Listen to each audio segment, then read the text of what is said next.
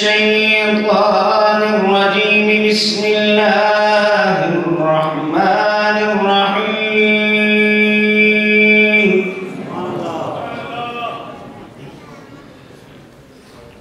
أولا يرون أنهم يفتنون في كل عام مرة أو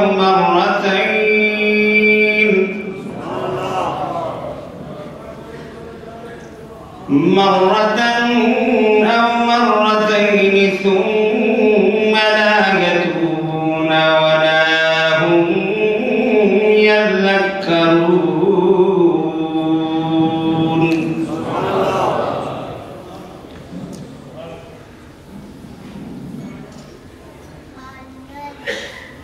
فقال الله تبارك وتعالى عز وجل في مقام آخر: لقد جاءكم رسول من أنفسكم عزيز عليه ما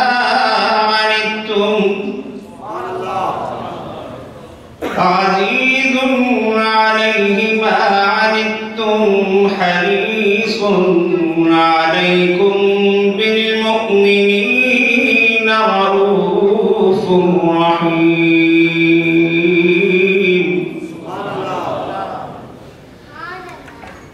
آمنت بالله صدق الله مولانا العظيم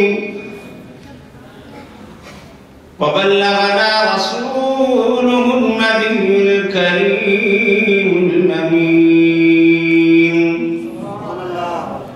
ونحن على ذلك لمن الشاهدين والشاكرين والحمد لله رب العالمين. مولاي صل وسلم دائما أبدا على حبيبك خير الخلق كلهم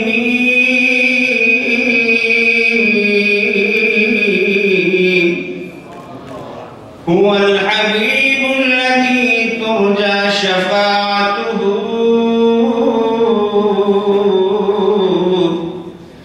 لكل هول من الأهوال مقتحمين.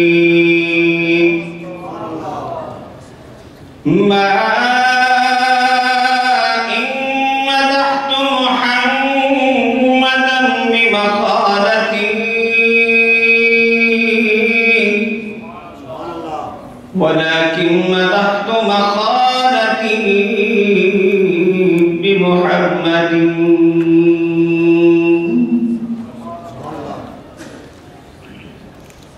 صلی اللہ علیہ وسلم. حمد و ثنا کے بعد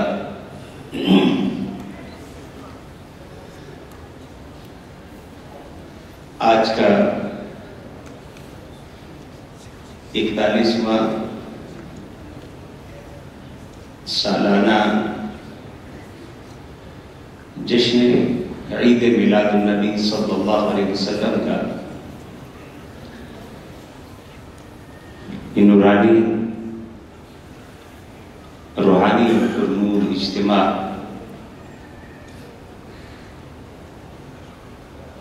جس میں برف باری کے باوجود موسم کی شدت کے باوجود اور ریڈ الرٹ اور وارننگ کے ایشو ہونے کے باوجود آپ جس محبت کے ساتھ اور چاہت کے ساتھ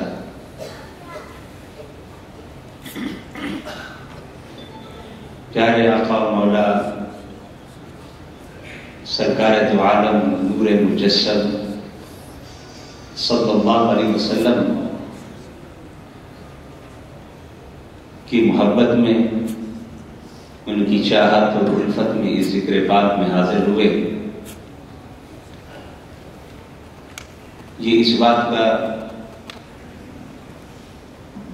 بین ثبوت ہے کہ حالات، حوادث اور مشکلات خواہ وہ موسم کی ہوں یا زمانے کی ہوں، عاشقان مصطفیٰ کو اپنے پیارے محبوب صلی اللہ علیہ وسلم کا ذکر کرنے سے نہیں روک سکتے، اور اس سے بدتر حالات میں، شدید موسم میں بھی اہل محبت و عقیدت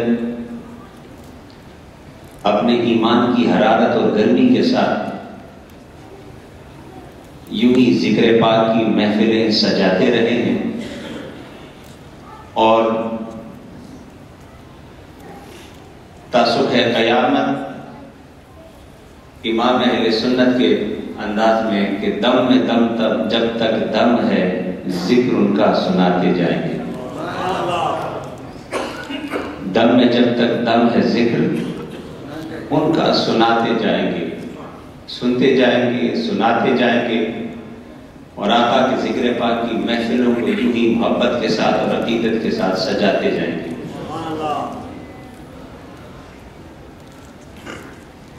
دعا کریں اس محفل کے بانی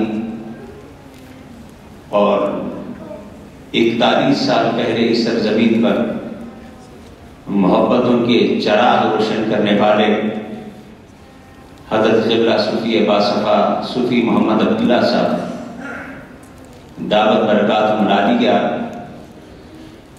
اللہ انہیں اور دربار عالیہ گھنگول شریف کے جمی وابستگان اور حضور زندہ پیر کے جمی خلفاء عقیدت مند و اہل محبت، اللہ تعالیٰ سب کو صحت عطا فرمائے، اور جس محبت سے اس سرزمین پر ذکر و فکر کی یہ محفلیں شروع کی ہیں، تا صبح قیامت محبتوں کی یہ چراغ یوں ہی روشن ہے،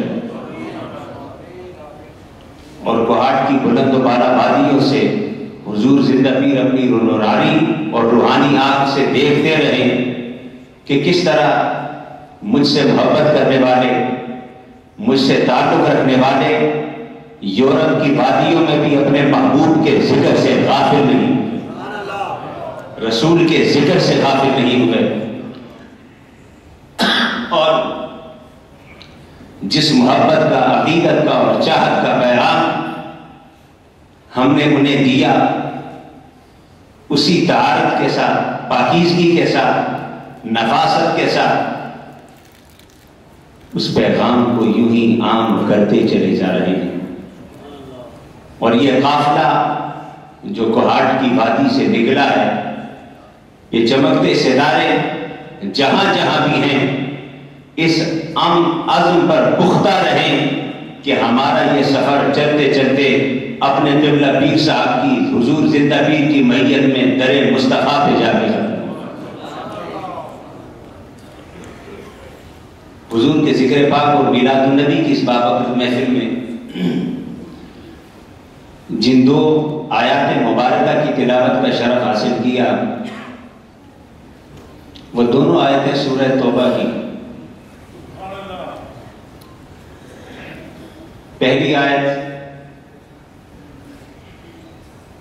نمبر 126 ہے، سورہ توبہ جو قرآن مجید کا چیپٹر 9 ہے، اور دوسری آیت اسی سورہ توبہ کی آیت نمبر 128 ہے، بلکہ اس آیت پر سورہ توبہ کا اختتام ہوتا ہے۔ اس سے ایک آیت بعد میں ہے فَإِن تَوَلَّوْا فَقُلْ حَسْبِيَ اللَّهُ، اور اس پر اس سورت کا اختتام ہوتا ہے۔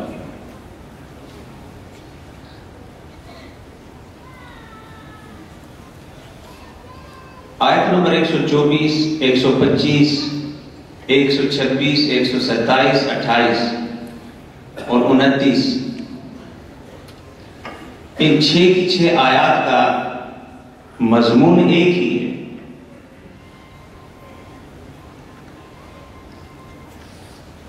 لیکن آیت نمبر 124 سے گفتگو کا آغاز کرنے کے بجائے تمہیدی گفتگو کے لیے میں نے آیت نمبر 126 تلاوت کی.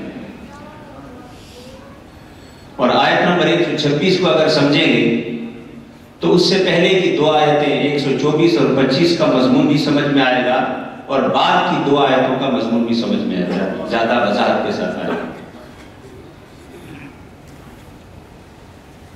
آیت نمبر 126 میں ارشاد باری تعالیٰ ہے اَوَلَا يَرَوْنَ أَنَّهُمْ يُفْتَنُونَ فِي كُلِّ عَامٍ مَرَّةً أَوْ مَرَّتَيْنِ.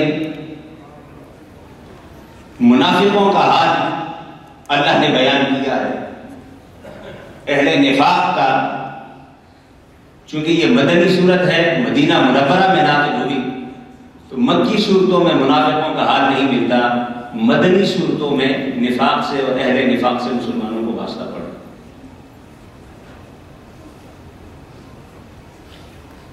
منافقوں کا حال بیان کرتے ہوئے اللہ نے فرمایا اَوَلَا يَرَوْنَ، کیا وہ نہیں دیکھتے، أَنَّهُمْ يُفْتَنُونَ، کہ اللہ تبارک و تعالیٰ انہیں فتنے میں ڈالتا ہے، مشقت میں ڈالتا ہے، مصیبت میں ڈالتا ہے، فی کل عام، ہر سال، مرتن و مرتین، ایک یا دو مرتبہ، یعنی کم از کم سال میں ایک یا دو مرتبہ ان پر کوئی نہ کوئی عذاب آتا ہے، کوئی نہ کوئی تکلیف آتی ہے، کوئی نہ کوئی مشقت آتی ہے، کسی نہ کسی حادثے سے انہیں واسطہ پڑتا ہے، کسی نہ کسی تکلیف سے گزرتے ہیں. کم از کم ایک یا دو مرتبہ، مرتن و مرتین، ان کی ریشہ دبانیوں اور ان کی عادات اور ان کے فتنوں کی وجہ سے، ان کی شرارت کی وجہ سے، ان کے فساد کی وجہ سے، ان کے فکر کی خرابی کی وجہ سے، بطور سزا رب کائنات سال میں ایک یا دو مرتبہ، کم از کم ایک یا دو مرتبہ اپنے عذاب کی گرفت میں لیتا ہے. لیکن ہر بار عذاب کے مرحلے سے گزرنے کے بعد اور ہر مرتبہ عذاب کا مزہ چکھنے کے بعد فرمایا ثم لا یتوبون، نہ تو وہ توبہ کرتے ہیں، ولا هم یذکرون، نہ اس سے وہ نصیحت حاصل کرتے ہیں. ہر عذاب، ہر تکلیف، ہر آزمائش اور ہر مشقت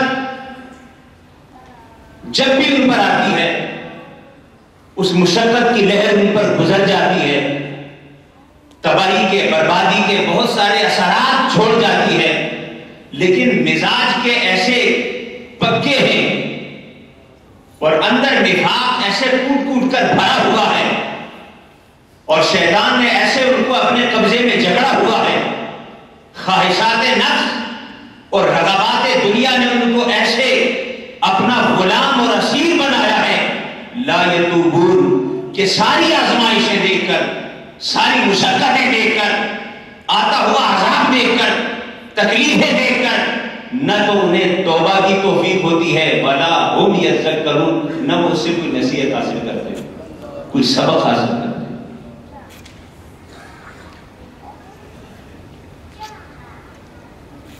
یہ اس دور کے منافقوں کا کردار ہے جس کا ذکر قرآن مجید نے سورہ توبہ میں کیا.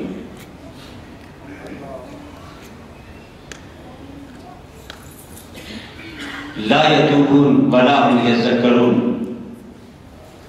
بہت سے لوگوں نے، مفسرین کرام نے ان فتنوں کا ذکر کیا کہ وہ فتنے کیا تھے. امام مجاہد نے کہا کہ ان فتنوں سے مراد بھوک اور قحط تھی جو سال میں ایک یا دو مرتبہ ان کے گھروں میں ڈیرا ڈالتی تھی. حضرت قتادہ نے کہا کہ جنگ کی آفتیں تھی جو ان پر مسلط ہوتی تھی اور اس سے وہ تباہ و برباد ہوتے تھے. اور بعض صحابہ نے کہا کہ افواہ سازی، جھوٹی افواہیں، جھوٹی خبریں، جس سے ہمیشہ وہ فرسٹریشن کا شکار رہتے تھے، ایسی افواہیں سنتے تھے کہ جس سے ان کا نظام زندگی درہم برہم ہو جاتا تھا. تو قرآن مجید نے تخصیص نہیں کی کہ وہ عذاب کس طرح کے تھے. مفسرین کرام نے اس کی بعض شکلیں بیان کی ہیں کہ رب کائنات کا عذاب ان کے کرتوتوں کی وجہ سے قحط کی شکل میں آتا تھا, کبھی بھوک کی شکل میں آتا تھا, کبھی مسلح شدہ جنگوں کی شکل میں آتا تھا, کبھی جھوٹی افواہوں کی شکل میں آتا تھا جو ان کا چین اور سکون چھین لیتا تھا.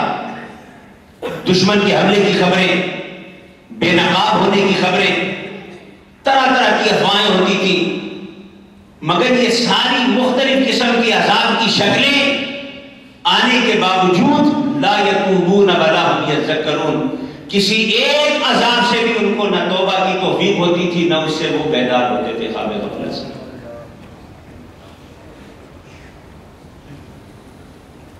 اب اس کا سبب کیا ہے؟ نحوست نے ان کو چار چوبیرے کیوں گھیرا کہ عذاب بھی ان کو نہ جگائے, تکلیف بھی ان کو نہ جگائے, مشقت بھی ان کو نہ جگائے. اگر اس کے سبب کو جاننا ہے تو اس سے پہلی دو آیتیں پڑھیں. بنیادی طور پر قرآن مجید نے دو اسباب بیان کیے ان کے, اور آج کے میلاد النبی کے موقع پر ذکر مصطفیٰ کی محفل میں اس مضمون اور موضوع کا انتخاب اس لیے کیا کہ ہم اپنے آپ کو دیکھیں کہ آج امت مسلمہ اجتماعی طور پر کہاں کس جماعت کے ساتھ کھڑی ہے, اور ہماری تکلیفوں کا سبب کیا ہے, ہماری مشقتوں کا سبب کیا ہے. آیت نمبر 124 میں ایک سبب جو بیان کیا کہ وہ نبی کی تعلیمات کا مذاق اڑاتے تھے, حضور کی تعلیمات کو بڑے ہلکے انداز سے لیتے تھے, کھیل کود اور تماشے میں رسول پر نازل ہونے والے قرآن اور رسول کی تعلیمات کو گزار دیتے تھے, ہنسی مذاق اور ٹھٹھے میں گزار دیتے تھے. آیت نمبر 124 میں اللہ نے ان کی ایک عادت بیان فرمائی, وَإِذَا مَا أُنزِلَتْ سُورَةٌ فَمِنْهُمْ مَن يَقُولُ أَيُّكُمْ زَادَتْهُ هَٰذِهِ إِيمَانًا. بڑے غور سے سنیں قرآن مجید جہاں منافقوں کی عدم بیداری اور عدم توبہ کا سبب بیان کر رہا ہے کہ ان کی کون سی عادتیں تھیں جن کی وجہ سے اللہ نے ان کے دلوں سے ہدایت چھین لی تھی, ان کی آنکھوں سے بصیرت چھین لی تھی, ان سے عقل و شعور کی دولت کو چھین لیا تھا. ایک سبب نبی کی تعلیمات کو ہنسی مذاق میں اڑانا. وَإِذَا مَا أُنزِلَتْ سُورَةٌ, جب نبی کریم صلی اللہ علیہ وسلم پر احکامات نازل ہوتے, حکم ربانی نازل ہوتا, ارشادات عملی زندگی کے ہدایات رب کائنات کی طرف سے ملتی, فَمِنْهُمْ, وہ آپس میں مَن يَقُولُ, بعض ان میں آپس میں ایک دوسرے کو ہنسی مذاق میں کہتے تھے, أَيُّكُمْ زَادَتْهُ هَٰذِهِ إِيمَانًا, آج تم میں سے کس کا ایمان بڑھ گیا ہے حضور کی بات سن کے. ہمارے موجودہ دور میں دیکھیں لوگ قرآن و حدیث کا مذاق اڑاتے ہیں, دیکھیں گے نہیں دیکھیں. یہ وہ منافقوں کا بیہیویئر ہے جو 1400 سال پہلے قرآن نے قیامت تک کے لیے محفوظ کر کے اس کردار کی پہچان کرا دی کہ منافقوں کی پہلی پہچان جب اللہ تعالیٰ ان سے توبہ کی توفیق بھی چھین لیتا ہے, ان کی آنکھوں سے بصارت رہتی ہے, بصیرت چھین لیتا ہے, دل سے فقاہت چھین لیتا ہے, عقل سے دانش چھین لیتا ہے, دین کی سمجھ بوجھ ان سے چھین لیتا ہے, دنیا کی ساری خوبیوں کے مالک ہوتے ہیں مگر دین کے حوالے سے ان کے ذہنوں پر پردے پڑے ہوتے ہیں. ایک سبب دین کا مذاق اڑانا ہے کہ جب رسول کی بارگاہ میں آتے صحابہ کرام سراپا بہتر عقیدت و محبت بن کر حضور کی طرف توجہ کرتے, اللہ کی نازل شدہ آیات کو سنتے, حضور کے احکامات کو سنتے, حضور کی ایک ایک ادا کو دیکھتے, حضور فرما کیا رہے ہیں, حضور کیا کہہ رہے ہیں, حضور کس چیز کا ارشاد فرما رہے ہیں, کس چیز کا حکم دے رہے ہیں, کس چیز سے منع کر رہے ہیں. جب صحابہ ہمارا گوش ہو کر رسول کی بارگاہ میں نظریں اٹھائے دیکھتے پوری توجہ ان کی کلام مصطفیٰ کی طرف ہوتی، پوری توجہ ان کی ذات محمد مصطفیٰ کی طرف ہوتی. یہ منافق ایک دوسرے کو ہنسی مذاق میں کہتے ایکم زادت ھذہ ایمانا، کیا تم میں سے بھی کسی کے ایمان میں اضافہ ہوا ہے؟ وہ تمہاری معلومات میں بھی اضافہ ہوا؟ کوئی نئی چیز تمہیں نعوذ باللہ اس نبی سے سننے کو ملی؟ کوئی کام کی بات تمہیں اس حضور سے سننے کو، کوئی کام کاج کی بات ملی؟ اور انداز ان کا استہزاء کا ہوتا تھا، ہنسی مذاق.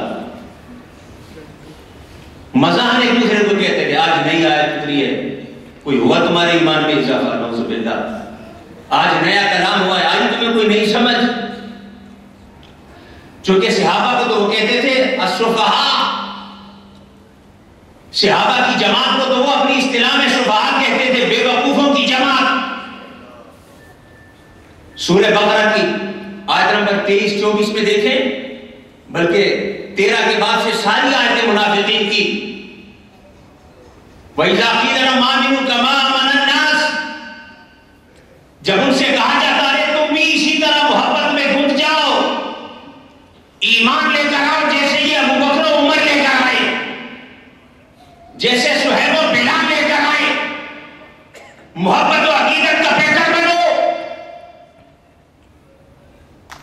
تو وہ کہتے تھے قالوا نؤمن كما آمن السفهاء، تم ہم جیسے سمجھدار پڑھے لکھے باشعور لوگوں سے یہ امید رکھتے ہو کہ نعوذ باللہ ہمیں بے وقوفوں کی طرح آنکھیں بند کر کے ان کی ہر بات مان لیں. صحابہ کو اپنی اصطلاح میں سفہاء کہتے تھے، اپنے آپ کو باشعور، دانشور، صاحب عقل و فکر و نظر کہتے تھے. اور جب صحابہ مصطفیٰ کے کلام سے لذت حاصل کرتے، یہ ہنسی مذاق میں ایک دوسرے کو کہتے ایکم زادت ھذہ ایمانا. یہ انداز قرآن بتاتا ہے کہ یہ جو ہمارے ہاں ایک رواج ہوتا ہے کسی کا آپ نے مذاق اڑانا ہو، سنے کوئی گلی چ اضافہ ہو، کوئی اکلی چ اضافہ ہے، کوئی گل سمجھ آئی، کوئی نئی گل سننے میں ملی. کہ جو ہمارے ہاں دینی طبقے کے حوالے سے ایک رجحان پایا جاتا ہے اور جو زبان استعمال کی جاتی ہے 1400 سال پہلے قرآن نے اس کو بیان کیا. ایکم زادت ھذہ ایمانا، تم میں سے کون ہے جس کے ایمان میں اضافہ ہوا ہے؟ تو پہلا سبق قرآن مجید نے بیان فرمایا کہ عذاب میں آتے تھے، رب کائنات کی گرفت اور عذاب کا شکار ہوتے تھے، سال میں 2-3 مرتبہ شکار ہوتے تھے، نقصانات اٹھاتے تھے، ذلت میں جاتے تھے، رسوائی میں جاتے تھے، تباہی دیکھتے تھے، بربادی دیکھتے تھے. ہر طرح کی ذلت دیکھنے کے باوجود نہ توبہ کرتے نہ نصیحت پکڑتے، اس لیے کہ ان کے مزاج میں تعلیمات محمد مصطفیٰ کا مذاق میں اڑانا شامل ہو گیا. ایک تو یہ سبب ہے، اور ایک اس سے اگلی آیت نمبر 127 میں دوسرا سبب بیان کیا. وَإِذَا مَا أُنزِلَتْ سُورَةٌ نَظَرَ بَعْضُهُمْ إِلَى بَعْضٍ. یہ کسی عام کہانی کی کتاب نہیں، یہ قرآن مجید کے میسج ہیں اپنی زندگی کو سنوارنے کے لیے کہ جب رسول کے میلاد میں آؤ تو پہلے یہ سوچو کہ تمہارا رسول سے تعلق کس قسم کا ہے. نظر بعضهم الى بعض، جب حضور کی مجلس گرم ہوتی تھی اور صحابہ کے ایمان کو چلا ملتی تھی، یہ دائیں بائیں دیکھتے تھے کہ اب مجلس گرم ہو گئی، اب صحابہ کی پوری توجہ رسول کی طرف ہو گئی. هل يراكم من احد، کہا یہ ایک دوسرے کو دیکھتے کیوں تھے؟ چور آنکھوں کے ساتھ ادھر سے ادھر، ادھر سے ادھر، کنکھیوں کے ساتھ دیکھتے تھے. هل يراكم من احد، کہ صحابہ اپنی مستی میں ہیں، مجھے کوئی دیکھ تو نہیں رہا. ثم انصرفوا، جب دیکھتے تھے صحابہ اپنے ایمان کی جوڑانیوں میں مستی کی حدوں کو پہنچے ہیں، جب رب کائنات کی رحمت کا نزول ہو رہا ہوتا، چونکہ صدر مجلس محمد مصطفیٰ ہے اور ارد گرد پروانوں کی طرح صحابہ ہیں، کلام محمد مصطفیٰ کی جوڑانی جب انوار و تجلیات کی بارش ہونے لگتی، یہی تو وہ وقت تھا جب دل کی دنیا بدلتی تھی. یہی تو وہ وقت تھا جب تاریخیہ نفس سے دور ہوتی تھی، یہی تو وہ لمحے ہوتے تھے جب شیطان کی گرفت سے نکل کر بندہ رحمان کی رحمتوں اور قربتوں کے قریب ہوتا تھا۔ دل کی دنیا کے بدلنے کا وقت، رب کے انوار و تجلیات کا وقت، جب مجلس گرم ہوتی، رحمتوں کے نزول کی برسات ہونے لگتی۔ من احد ثم انصرفوا هل يراكم من احد، دیکھتے تھے کوئی دیکھ تو نہیں رہا۔ جب صحابہ مستی میں ہوتے، انصرفوا یہ پیچھے سے خاموشی سے نکل جاتے، کہتے ہیں نعوذ باللہ ان پاگلوں پر ذکر فکر کرنے تو ٹھنڈے ہوں گے تو پھر ایسی پھر شامل ہو جا سکتے۔ وہ جو ذکر کی مجلس ہوتی تھی، فکر کی مجلس ہوتی تھی، سمجھنے سمجھانے کی محفل ہوتی تھی۔ یہ ہمارے بدنصیب کچھ لوگ ہوتے ہیں، میرا فلانے سے تعلق ہے، میرا فلانے بزرگ سے تعلق ہے۔ تعلق والا وہی ہے جب وہ بزرگ خیر کی بات کر رہا ہو تو ہم اتن گوش ہو کر سن رہا ہو، کیونکہ وہی تو حاصل کرنے کے وقت ہوتے ہیں۔ بعض لوگ کہتے ہیں فلانا بھی دربار میں جاتا ہے، فلانا بھی دربار میں جاتا ہے۔ ایک جانے والا صوفی عبداللہ بن گیا، دوسرا کچھ بھی نہ بنا۔ وہ اس لیے نہ بنا کہ جب لینے کا وقت ہوتا ہے جو شیخ کے سامنے بیٹھے گا اسی کو کچھ ملے گا۔ جب لینے کا وقت ہو، اس وقت جب اس مجلس میں بیٹھو گے، ہماتن گوش ہو کر اس مجلس کے ظاہر و باطنی انوار سے اپنے دامن کو منور کرو گے تو پھر ملے گا۔ اسی لیے آج بھی صوفیہ اور علماء وہ کہتے ہیں کہ جب مجلس گرم ہو تو اسے بے وقوفوں کی مجلس سمجھ کر، پڑھے لکھے بن کر دروازے پر کھڑے نہ رہا کرو۔ آفس کی کرسی پر چار چوبیرے گھوم کر اپنے آپ کو صاحب دانش سمجھ کر دور نہ رہا کرو۔ دور رہے تو اندر سے بھی دور رہو گے، باہر سے بھی دور رہو گے۔ یہی ان کا وتیرہ تھا۔ هل يراكم من احد ثم انصرفوا، جب دیکھتے کوئی نہیں دیکھتا، کوئی خیال نہیں کرے گا، نکل جاتے۔ اللہ نے فرمایا صرف اللہ قلوبهم، فرمائیے ان کے جسم نہیں نکلے، انہوں نے میرے رسول سے چہرے کو نہیں پھیرا۔ صرف اللہ قلوبهم، اللہ نے ان کے دلوں کو محمد مصطفیٰ سے پھیر دیا ہے۔ اور جب دل رسول کی طرف نہ ہو تو تقدیر چہرے کو بھی مصطفیٰ سے پھیر کر مجلس سے نکال دیتی ہے۔ نعرہ تکبیر، نعرہ رسالت، نعرہ حیدری، بِأَنَّهُمْ قَوْمٌ لَا يَفْقَهُونَ، فرمایا اس لیے یہ انہیں بیٹھے ہوئے دیوانوں کو پاگل سمجھتے ہیں، یہ مجلس میں بیٹھنے والوں کو بے وقوف سمجھتے ہیں، یہ مجلس میں شریک رہنے والوں کو احمق سمجھتے ہیں۔ صرف اللہ قلوبهم، یہ سمجھتے ہیں ہم اہل فکر و دانش ہیں، ہم عقل و شعور والے ہیں، سمجھ بوجھ والے ہیں۔ یہ ذکر کی مجلس سے بھاگے، فکر کی مجلس سے بھاگے، دعوت کی مجلس سے بھاگے، ارشاد کی مجلس سے بھاگے، طہارت قلب کی مجلس سے بھاگے، فکر کی چوڑانی کی مجلس سے بھاگے۔ جب روح کی تطہیر کا مرحلہ تھا یہ مجلس چھوڑ کر نکل گئے۔ فرمایا اللہ نے ان کے دلوں کو پھیر دیا، یہ انہیں پاگل کہتے ہیں۔ خدا فرماتا ہے بِأَنَّهُمْ قَوْمٌ لَا يَفْقَهُونَ، یہ بیٹھے ہوئے پاگل نہیں، جو چھوڑ کر بھاگ گیا ہے وہ بے وقوف ہے۔ فقاہت سے وہ خالی ہے، عقل و شعور سے وہ خالی ہے، سمجھ بوجھ سے وہ خالی ہے، جنہیں پتہ بھی نہیں ہے کہ اب خزانے کا دروازہ کھل گیا ہے، اب رحمت کی برسات ہو رہی ہے، اب کلام مصطفیٰ ان کے ظاہر کو بھی بدل رہا ہے، ان کے باطن کو بھی بدل رہا ہے۔ ارے لینے کا وقت تو یہی ہے، سمیٹنے کا وقت یہی ہے، ہدایت کا وقت یہی ہے، رہنمائی کا وقت یہی ہے، کچھ پانے کا وقت یہی ہے۔ جب پانے کا مرحلہ آیا تمہیں شیطان نے مجلس سے نکال دیا، جو بیٹھے رہے ان میں عبداللہ بن ابی قحافہ کو ابو بکر بنا دیا، عمر بن خطاب کو فاروق اعظم بنا دیا، عثمان بن عفان کو ذوالنورین بنا دیا، علی بن ابی طالب کو حیدر کرار بنا دیا، بلال حبشی کو رشک ملائکہ بنا دیا۔ یہ ملائکہ کسی اور نے نہیں بنایا، فارس کے سلمان کو نبی کے بنا دیا، اور روم کے سہیب کو آغوش مصطفیٰ کا اسیر بنا دیا۔ یہ اور کچھ نہیں ہے، ذکر و مجلس محمد مصطفیٰ کی برکتیں ہیں۔ تم نکلتے تھے کہنے کو سردار تھے، ابو لہب بن کر خدا نے تمہیں ملعون بنا دیا، کہنے کو سردار تھے، ابو جہل بن کر خدا نے ناکام و نابراد کر دیا، کہنے کو قبیلے کے سربراہ تھے، عتبہ و شیبہ بن کر خدا نے ذلیل و رسوا کر دیا۔ فرمایا وہ جو نبی کی مجلسوں کا مذاق اڑائیں اور وہ لوگ جو نبی کی مجلسوں میں تنگی محسوس کریں، فرما وہی منافق ہیں، انہی کے دلوں پہ اللہ مہر لگاتا ہے اور انہی کو اللہ تعالی رحمت کی برکتوں سے ہمیشہ محروم ہے۔ آج بھی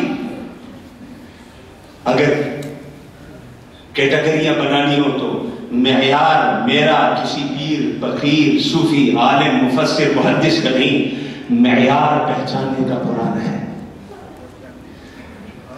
آج بھی اگر نبی کے نام پر بنی مجلس، نبی کے نام کی سجی محفل،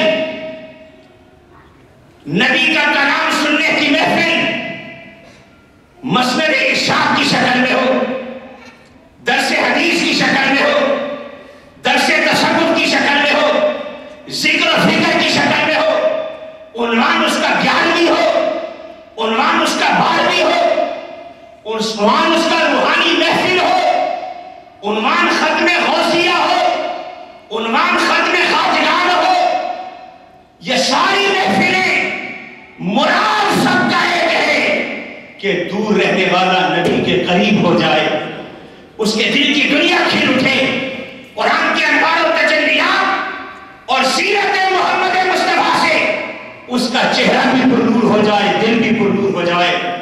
جو اس مجلس میں آنے کو سعادت سمجھتا ہو، تنگی محسوس نہ کرتا ہو، راہ فرار اختیار نہ کرتا ہو، ان مجلسوں کا مذاق نہ اڑاتا ہو، ان مجلسوں میں بیٹھنے کو سعادت سمجھتا ہو، ہدایت سمجھتا ہو، وہ آج بھی صحابہ کی سنت کو زندہ کر رہا ہے۔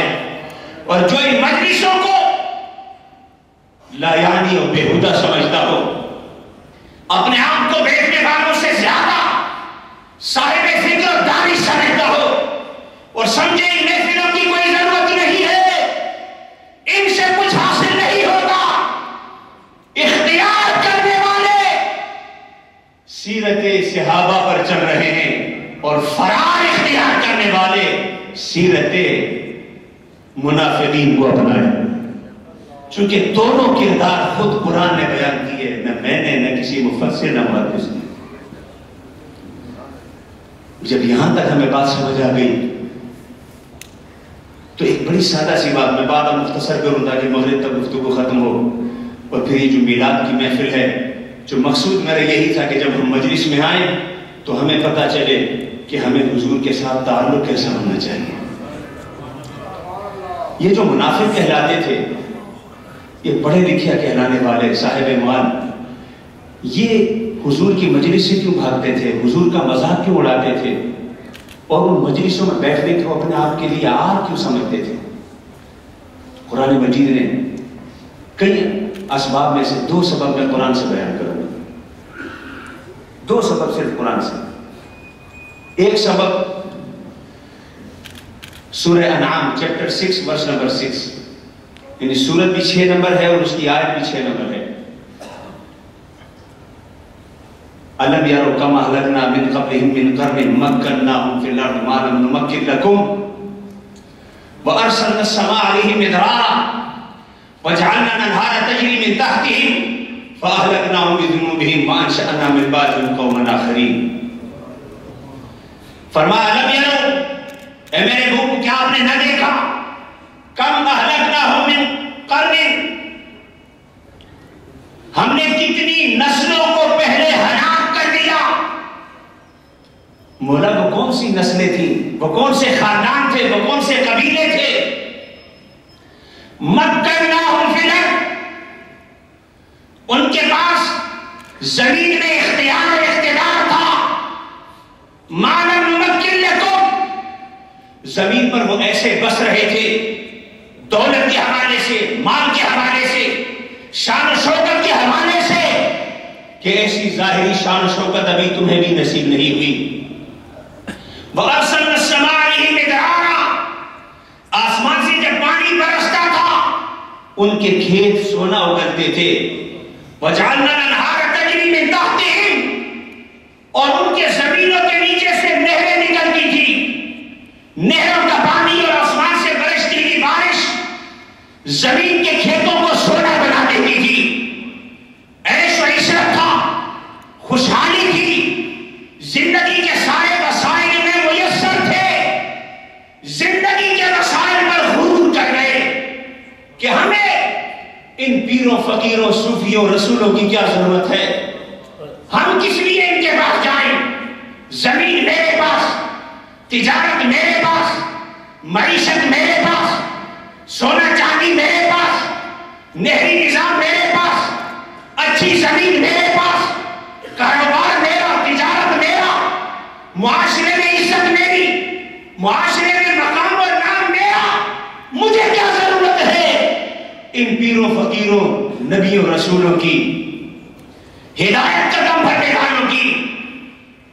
فَأَهْلَكْنَاهُمْ بِذُنُوبِهِمْ، فرمایا جب انہوں نے اپنی زمینوں پر، اپنی جاگیروں پر، اپنے مال پر، اپنی خوشحالی پر، ظاہری تسلط پر اور اپنے ظاہری شان و شوکت پر فخر کیا، ان کی مجلسوں سے دور رہے، ہدایت سے دور ہو گئے. جب ان کی مجلسیں اختیار نہ کی، ہدایت اختیار نہ ہوئی، فَأَهْلَكْنَاهُمْ بِذُنُوبِهِمْ، جو ان کی مجلسوں سے دور پھرتا ہے پھر گناہوں کا اسیر ہو کر رہ جاتا ہے. فَأَهْلَكْنَاهُمْ بِذُنُوبِهِمْ، گناہوں میں ڈوب گئے. پھر رب کائنات نے اِنَّ بَطْشَ رَبِّكَ لَشَدِيدٌ، ان کے گناہوں کی وجہ سے اپنی گرفت میں لیا. وَأَنشَأْنَا مِن بَعْدِهِمْ قَرْنًا آخَرِينَ، پھر جب ہمارے عذاب میں آئے اور ہم نے اپنی گرفت میں انہیں لیا، نہ ان کی دکانیں کام آئی، نہ ان کے بڑی بڑی مارکیٹیں کام آئی، نہ ان کے لہلاتے کھیت کام آئے. ان کی تجارت، ان کی معیشت، ان کا نام، ان کی شان و شوکت، ان کے وزیروں سے امیروں سے تعلقات جن پہ وہ وار کیا کرتے تھے وہ سارے تھے کے تھے رہ گئے. ہم نے مریم نیک کر دیا.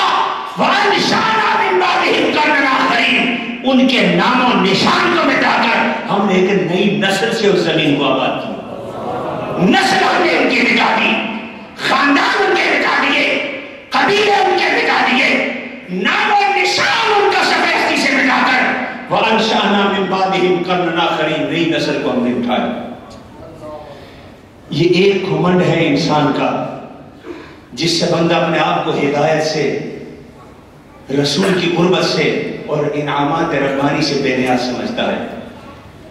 اس کا ذکر تو یہاں سورہ انعام میں ہوگا، چیپٹر 6 ورس نمبر 6 میں. اور دوسرا اس سے ملتا جلتا مضمون اللہ تبارک و تعالیٰ عز و جل نے سورہ قصص میں بیان کیا، اور یہی مضمون اسی سے ملتا جلتا سورہ قصص میں جو بیان کیا، چیپٹر 28 ورس نمبر 58 and 59.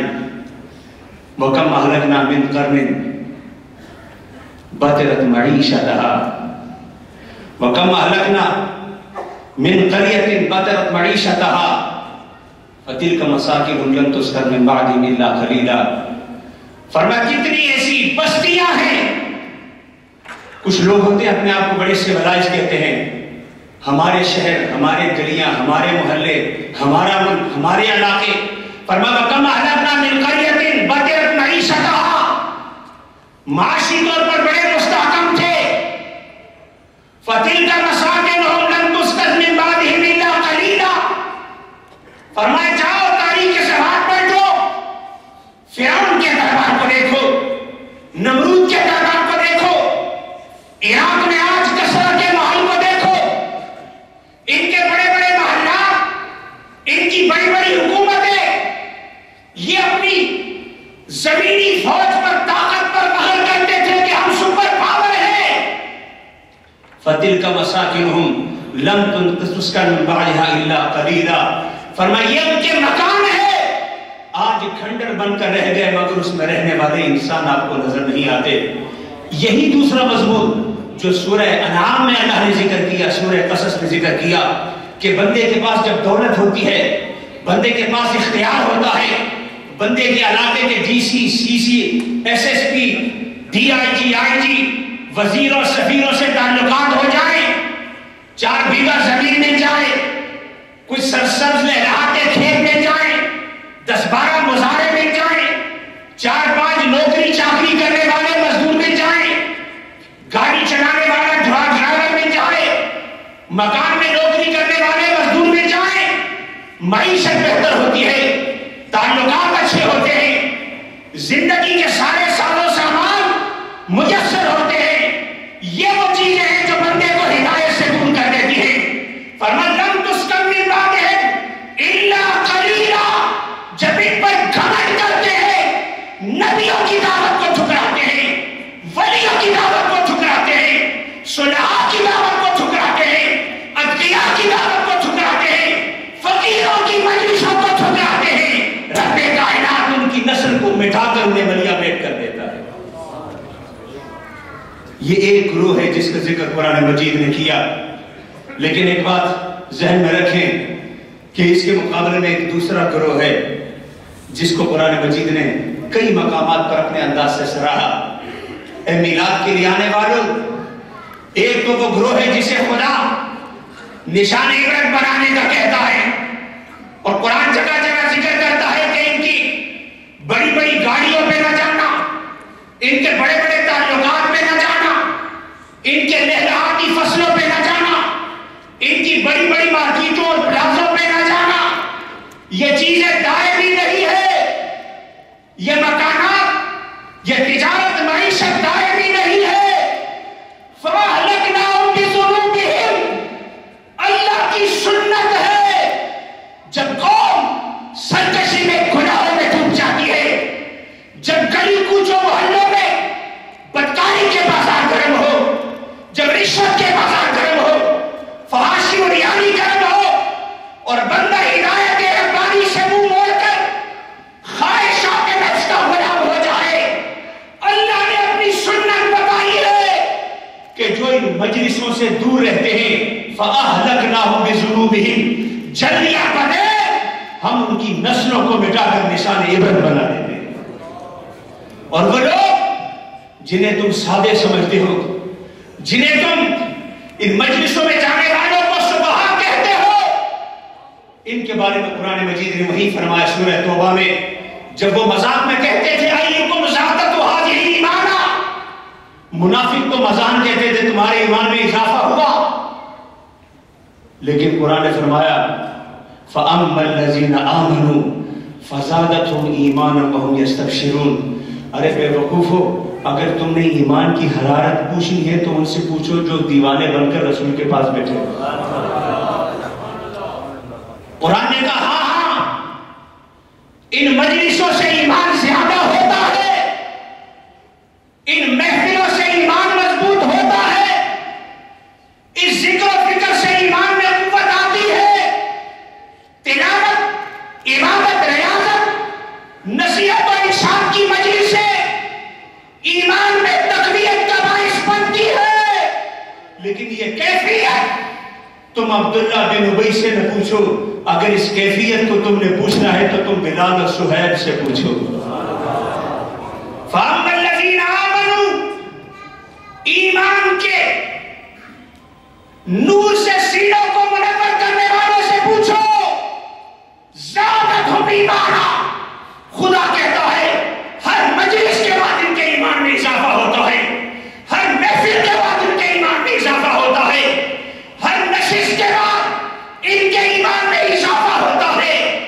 یہ جس کیفیت میں آتے ہیں وہ اور ہوتی ہے، جب ذکر و فکر کر کے گھروں کو جاتے ہیں وہ کیفیت ان کی اور ہوتی ہے۔ نعرہ تکبیر، نعرہ رسالت، نعرہ حیدری، جشن عید میلاد النبی زندہ باد۔ اور قرآن مجید نے بڑی خوبصورت بات کی ہے، فرمائے ایمان میں اضافہ بھی ہوتا ہے، وَهُمْ يَسْتَبْشِرُونَ، تم کبھی ذرا ان کے قریب لگ کر تو دیکھو وہ اندر سے خوش کتنے۔ یہ جو مجلسوں سے آپ لوگ مسرت کی کیفیتیں لے کر جاتے ہیں، یہ تو صدقہ ہے نا اسی پیروی کا جس کو صحابہ نے فالو کیا تھا۔ قرآن مجید نے صحابہ کا ذکر کیا مگر فیض اس کا قیامت تک کام ہے، قیامت تک۔ آج اگر کوئی گنگور شریف میں ذکر کی مجلس لگا کر میلاد کی محفل بنا کر بیٹھے، خلوص سے دل کے ساتھ محبت رسول کے جذبے کے ساتھ آئے، تو خدا کی قسم وہ یہ نہ سوچے کہ قرآن کی آیت تو 1400 سال پہلے اتری تھی۔ ارے قرآن کا نزول خاص ہوتا ہے، حکم اس کا قیامت تک عام ہے۔ اگر نزول و حکم ایک ہوتا تو نمازیں بھی وہی پڑھتے، ہم نمازوں سے فارغ ہوتے، روزے بھی وہی رکھتے، ہم روزوں سے فارغ ہوتے۔ ارے نماز کا خطاب بھی تو صحابہ سے تھا، احکامات کا بنیادی مخاطب صحابہ تھے، مورد خاص تھا، حکم کو قیامت کے لیے عام کیا۔ یہاں بھی وہی ضابطہ ہے کہ ان کے ہنسی مذاق کا جواب خود خدا دے کر کہتا ہے زادتہم ایمانا، ارے بےایمانو تمہارے اندر ایمان نہیں ہے، تمہیں محسوس کیا ہو کہ اس سے اضافہ ہوتا ہے کہ نہیں ہوتا؟ ارے ماچس جلے بھی تو آگے کوئی لو لینے والی موم بتی ہو تو اس سے روشنی دے گی، اگر چراغ ہی نہ ہو تو ماچس کو 1000 مرتبہ جلائے، چراغ میں روشنی کہاں سے آئے گی؟ تیل ہی نہ ہو چراغ میں، 1000 دفعہ آگ لگائیں، چراغ روشن نہیں ہوتا۔ چراغ کو فقط آگ دکھانے کی ضرورت نہیں ہے، آگ سے پہلے اسے تیل کی ضرورت ہے۔ فرمایا وہ ایمان کا تیل جو خدا نے اپنے نبی کے صحابہ کو دیا ہے، وہ جب اس چراغ محمدی کے قریب جاتے ہیں زادتہم ایمانا، ایمان میں اضافہ بھی ہوتا ہے۔ وَهُمْ يَسْتَبْشِرُونَ، فرمایا ان کے سینے سے سینہ لگا کر پوچھو وہ خوشی بھی محسوس کرتے۔ اسی لیے مشکلیں، تکلیفیں، مصیبتیں صحابہ کو غمگین نہیں کرتی تھی۔ آج بھی 1400 سال کا تسلسل ہے، ذرا سا ریسیشن آ گیا ہمارے چہرے پر رونق اتر جاتی ہے، لیکن اللہ والوں کو دیکھیں ان کے چہرے کی رونق نہیں اترتی۔ کاروبار میں نقصان ہو گیا، ہمارے چہرے کی رونق اتر گئی، نبی کے غلاموں کی رونق نہیں اترتی۔ شدائد، مشکلات، تکلیفیں، مشقتیں، مصیبتیں ہمارے حلیے کو بدل دیتی ہے، ان کے حلیے کو نہیں بدلتی۔ بندہ سوچتا ہے سارے پریشان ہیں، یہ خوش کیوں ہے؟ سارے پریشان ہیں، یہ اللہ کا ولی، یہ نیک بندہ، یہ صالح، یہ عارف، اس کے چہرے پر اطمینان کہاں سے ہے؟ یہ اطمینان وہ مجدہ ہے، خوشخبری ہے جو رب کائنات نے دیا ہے۔ فرمایا وَيَوْمَ يَسْتَبْشِرُونَ، ارے زمانہ غموں میں ڈوبا ہوگا جب یہ ایسی مجلسیں سجائیں گے، دکھی دل لے کر آؤ گے، سکھی دل لے کر جاؤ گے، پریشان فکر لے کر آؤ گے، مطمئن فکر لے کر جاؤ گے، غموں میں ڈوبے ہوئے آؤ گے، مسرت و خوشی و خوشحالی سے لبریز اپنے گھروں کو آ جاؤ۔ یستبشرون، فرمایا وہ خوشیاں مناتے ہیں، اور وہ خوشی اور مسرت اپنے دلوں میں، دل کی گہرائیوں میں محسوس کرتے ہیں۔ صحابہ اکرام کی وہ کیفیتیں کئی مقامات پر قرآن مجید نے بیان کی ہیں، جیسے ان کی کیفیتوں کو بیان کیا۔ صحابہ کو فرمایا تم فقط نبی کی صحبت و مجلسیں سجاتے رہو، آؤ ہم تمہیں صحابہ کا ایمان بتائیں کہ ان کے لیے مشکلیں ذلت و رسوائی ہوتی تھی۔ صحابہ ہر مشکل کو اپنے لیے ایک نئی اللہ کی طرف سے امتحان سمجھتے تھے۔ اس کا سبب کیا تھا؟ اس کا سبب ان کا رسول سے تعلق تھا، ان کی مجلسوں سے سیکھنا تھا، رسول کی مجلسوں کی خیرات تھی۔ جب کبھی کوئی مشکل آتی تو قرآن مجید کی آیت ان کے ذہنوں میں گونجتی، جو سورہ آل عمران کی آیت نمبر 39 139 ہے، وَلَا تَهِنُوا وَلَا تَحْزَنُوا وَأَنْتُمُ الْأَعْلَوْنَ إِن كُنتُم مُؤْمِنِينَ۔ لوگوں وَلَا تَهِنُوا وَلَا تَحْزَنُوا، پشمردہ نہ ہو، غمناک نہ ہو، تمہارے خدا کا تم سے وعدہ ہے، تم نبی کے سچے غلام ہو، تم رسول کی عاشق ہو، رسول کی مجلسوں میں بیٹھنے والے ہو، رسول کی صحبتیں اختیار کرنے والے ہو، وَأَنْتُمُ الْأَعْلَوْنَ، تم سے کسی اور کا نہیں، تمہارے رب کا وعدہ ہے وَأَنْتُمُ الْأَعْلَوْنَ وَأَنْتُمُ الْأَعْلَوْنَ۔ سارے ڈوب جائیں گے، خدا تمہیں ڈوبنے نہیں دے گا۔ جب ہر ایک کی کشتی ڈوب رہی ہوگی، کوئی بچانے والا نہ ہوگا، تم سے تمہارے خالق محمد صلی اللہ علیہ وسلم وحدہ لا شریک کا وعدہ ہے وَأَنْتُمُ الْأَعْلَوْنَ إِن كُنتُم مُؤْمِنِينَ۔ تم سچے غلام مصطفیٰ بن کر رہو، خدا تمہیں ہمیشہ اٹھائے رکھے۔ میں آج بہت سے لوگ کہتے ہیں کہ مسائل ہیں، مشکلات ہیں، عالم اسلام پر یہ آخری بات، عالم اسلام پر مشکلیں ہیں، تکلیفیں بھی ہیں، مسائل بھی ہیں، چیلنجز بھی ہیں، لیکن یاد رکھو آج بھی فیس کرنے والے دو گروہ ہیں۔ کچھ وہ ہیں کہ جو رسول سے بغاوت کر کے ان کو فیس کرتے ہیں، کچھ وہ ہیں جو رسول کی ذکر و فکر کی لذت لے کر ان کو فیس کرتے ہیں۔ نہ یہ پہلے شکست خوردہ ہوئے تھے، نہ یہ آج ہیں، نہ قیامت تک کوئی ان کو شکست دے سکے گا۔ جس جذبے کے ساتھ ان شدائد و مشکلات کو لوگ کہتے ہیں مشکلیں آ گئی، میں کہتا ہوں مشکلوں کا انکار نہیں ہے، لیکن قرآن کی ان آیتوں میں ہمیں ایک سبق ہے کہ پہلے اپنا لائن سیدھی کر لو، تم ہو کس لائن میں، پہلے اپنا گروپ درست کر لو، ہو کس گروپ میں، پہلے اپنی جماعت تلاش کر لو، جب جماعت تلاش کر لو گے، لائن درست کر لو گے، اپنے مقام کا تعین کر لو گے، اگر تم نے غلامان مصطفیٰ کی بیعت کو چڑھا تو پھر تم سے نہ واشنگٹن کا وعدہ ہے، نہ ماسکو کا وعدہ ہے، نہ برسل کا وعدہ ہے، نہ لندن کا وعدہ ہے، تم سے خالق ارض و سما کا وعدہ ہے وَأَنْتُمُ الْأَعْلَوْنَ۔ ہزاروں مشکلیں آئے، ہزاروں اندھیاں آئے، کامیابی کامرانی خدا تمہیں عطا کرے، تمہیں خدا مٹنے نہ دے گا، تمہیں خدا مٹنے نہ دے گا۔ قبیلے مٹ جائیں گے، خاندان مٹ جائیں گے، ملکوں کی سرحدیں رد و بدل ہو جائیں گی، مگر تم سے تمہارے رب کا وعدہ ہے اپنی جماعت پکی رکھو، اپنا عقیدہ درست رکھو، رسول سے سنگت و یاری پکی رکھو۔